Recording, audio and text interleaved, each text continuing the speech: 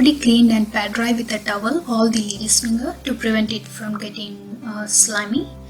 And now I'm gonna snip both the ends of lady's finger and then cut it into half like this. And then chop onions and keep them all aside.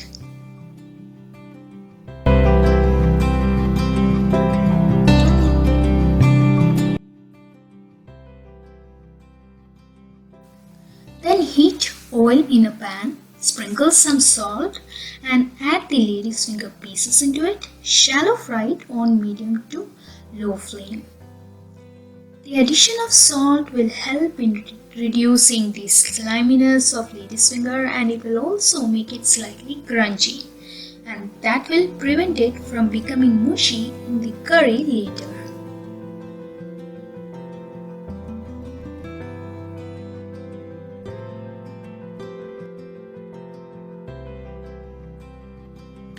Meanwhile, heat another pan and on medium flame roast some peanuts and then lower the flame and then add sesame seeds and coconut slices to it.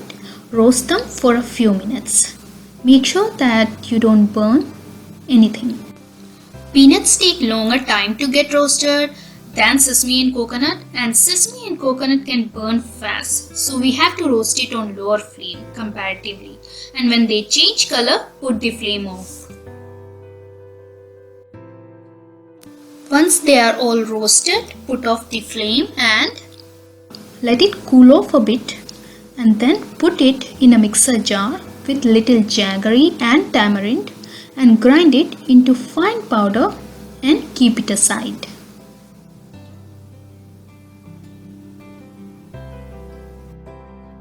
Now my lady's finger is slightly fried, so I'm going to remove them and keep it aside.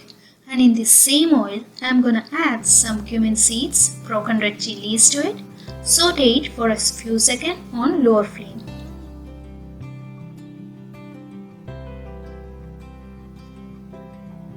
Next add chopped onions to it. Saute it until they become transparent.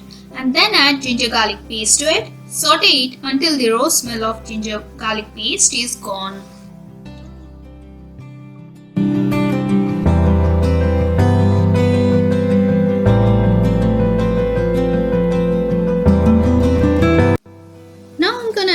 Some chopped tomatoes to it, spice powders to it, that is coriander powder, red chili powder and turmeric powder to it, and mix well. Saute for a few seconds until the tomatoes become slightly soft.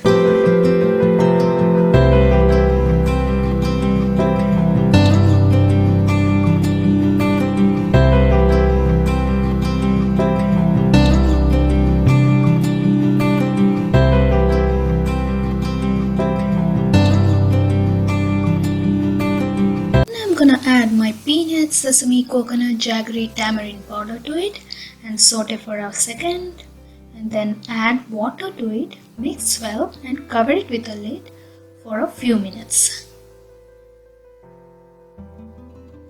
After a few minutes, remove the lid and let it simmer on a low flame. To this, transfer the shallow fried lady's finger to it, stir very gently and put off the flame. And that's it. My Bhindi ka salan is ready to serve. This slightly sweet and sour curry goes well with boiled rice, chapathi or with anything as a great side dish.